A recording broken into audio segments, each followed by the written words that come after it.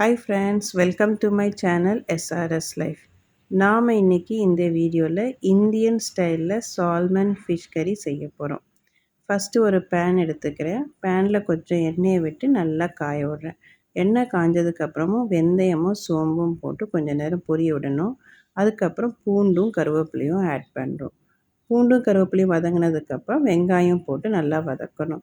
இந்த ஃபிஷ் கறிக்கு நான் 2 வெங்காயம் 2 தக்காளி யூஸ் பண்ணுறேன். வெங்காயம் வதங்கினோன்னே தக்காளியும் கட் பண்ணி அதில் போட்டு நல்லா வதக்குறேன். அதுக்கு ஏற்ற மாதிரி 2 ஸ்பூன் உப்பும் ஆட் பண்ணிக்கிறேன். தக்காளி வெங்காயம் உப்பு எல்லாம் சேர்த்து நல்லா வதக்குறோம். இதுக்கிடையில் நான் ஒரு பேஸ்ட் ரெடி பண்ணுறேன். அந்த தக்காளியில் பாதி கொஞ்சம் வெங்காயம் கொஞ்சம் சோம்பும் போட்டு ஒரு பேஸ்ட் ஒன்று ரெடி பண்ணிக்கிறேன். இது நம்ம அந்த ஃபிஷ் கறிக்கு கொஞ்சம் கிரேவி லுக்கு கொடுக்கும், கொஞ்சம் திக்னஸ் கொடுக்கும்.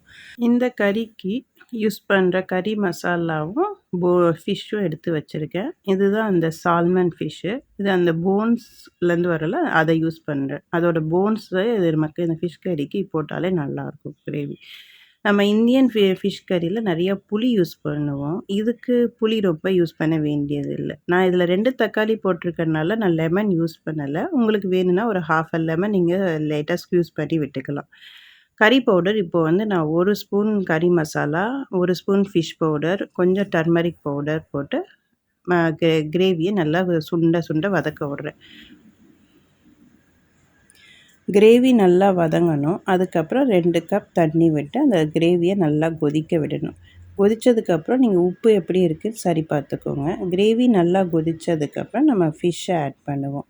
ஃபிஷ் ஆட் பண்ணி ஒரு 5 மினிட்ஸ் கொதிச்சிச்சுன்னா உங்களுக்கு கறி ரெடி ஆகிடும். Thank you friends. See you in next video. Please support and subscribe SRS Life. Thank you. Bye bye.